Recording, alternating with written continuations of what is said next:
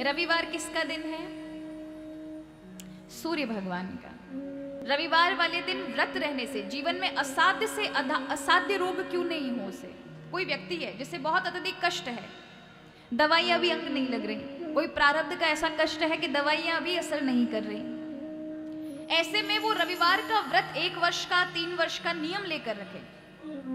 3 वर्ष का नियम ले ले या 1 वर्ष तक हर रविवार को व्रत करेगा, कुछ ना खाए, रविवार वाले दिन सूर्य की आराधना करे, सूर्य भगवान को अर्घ दे, उन्हीं के समक्ष बैठ करके मंत्र जाप करे। जो भी वो गुरु मंत्र अगर जाप करता है तो गुरु मंत्र जाप करे, नहीं तो सूर्य भगवान का मंत्र जाप करे। असाध्य से असाध्य रोग भी अगर किसी कारण, भगवान शिव कह रहे हैं कि किसी भी कारण से यदि प्रारब्धवश वो मिटने वाला नहीं है फिर भी मिट जाएगा। सोमवार वाला दिन है, चंद्रमा को भगवान ने प्रदान किया, चंद्रमा को प्रदान किए, इसलिए ये सोमवार वाला दिन आनंद और ऐश्वर्य सौभाग्य देने वाला है, जीवन में शांति और आनंद देने वाला है।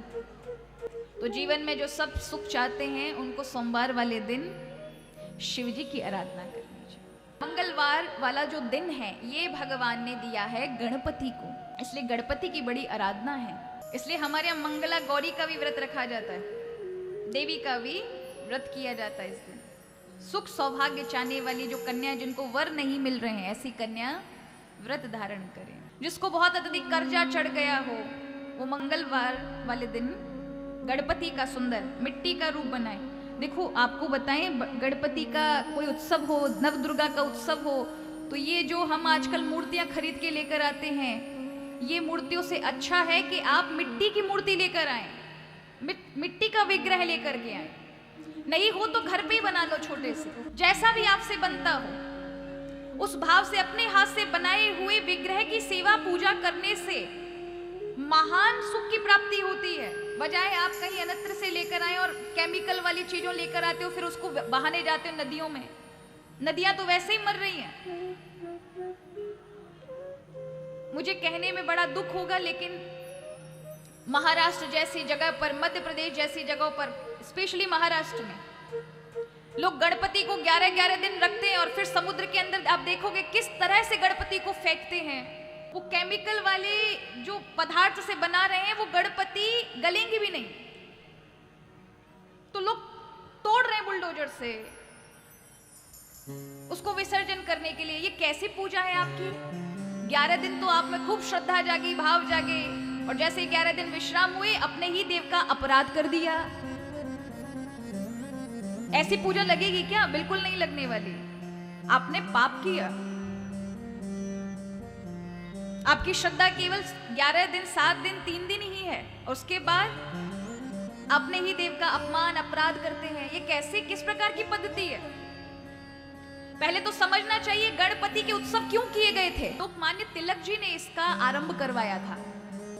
इसके बहाने से, गणपति उत्सव करने के बहाने से उस समय बहुत अत्यधिक लोगों के संगठनों को इकट्ठा करना था, बिखराव हो चुका था।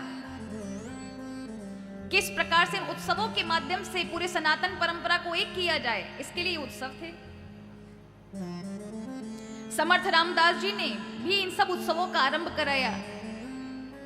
राम धुन बिठवाई, राम हनुमान जी के मंदिर बनवाए, गणपति उत्सव कराना आरंभ करवाया। ये क्यों किया? जिससे सब एक हो सके। आप बताइए, कथा में जब आते हैं तब कथा में सब भगवान की एक संतान होते कि नहीं होते? सब एक समान बैठते हो। कौन है आप, कितने बड़े पैसा वाले, कितने गरीब हैं, क्या है, कोई मतलब नहीं रह जाता। एक भगवान का ही मंदिर है जहां पर आकर आप एक समान बैठ सकते हैं। जैसे ही पंडाल से निकलोगे अपने अहंकार में आ जाओगे सब, हम ये, हम वो, हम ये, तरह तरह की विविधता, तरह तरह की अनेकता आप में आ जाएंगी। हर चीज में बट जाओगे। केवल और केवल अध्यात्म ही है, परमात्मा का ही दरवाजा, जहां पर आप जाकर के एक महसूस कर सकते हैं, एकता महसूस कर सकते हैं। तोड़ने के लिए हमारे हृदय की भावना ही कम नहीं है, हम दूसरों को क्या कहें।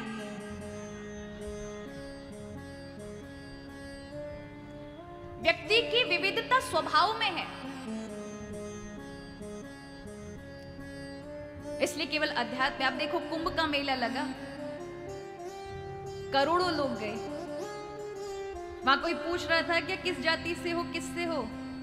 सब मैया की गोदी में जाकर के बस डुबकी लगाते, जैसे माँ की आंचल में सब छुप जाते हैं। सारी संतान, सनातन की सारी संतानें जाकर के माँ भगवती गंगा में स्नान करके आई। उसी में ही साधु नहा रहे हैं, उसी में ही बड़े बड़े तपसी नहा रहे हैं, उसी में ही सब वर्ग के सब नहा रहे हैं, उसी जल को सब लगा रहे हैं, सभी के अंग पे पड़ रहा है। केवल और केवल भगवत भक्ति और भगवान ही सबको समानता में लेकर आ सकते हैं। अन्यथा आप कहीं भी चले जाएं, कितने भी कुछ लेकर आ जाएं, आप कभी भी एकता में नहीं ला सकते। सबकी बुद्धि अलग अलग है। इसलिए काली ने अपने गले में इतने सारे मुंड धारण कर रखे हैं, क्योंकि किसी की खोपड़ी एक समान नहीं चलेगी। एक को सही करोगे दूसरा टेढ़ा हो जाएगा, दूसरे को सही करोगे तीसरा टेढ़ा हो जाएगा।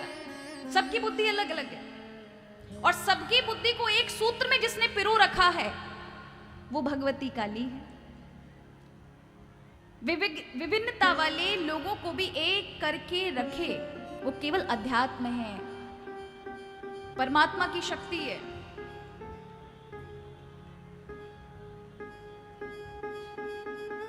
तो यहां पर तीर्थों की बड़ी महिमा की है। तीर्थों में अपराध ना हो, इसका विशेष कहा। यहां पर कहा तीर्थ में किए हुए अपराधों का मार्जन केवल ध्यान में होता है। ध्यान करने से ध्यान आपसे होगा नहीं, इसलिए अपराध से बचने का प्रयास करें।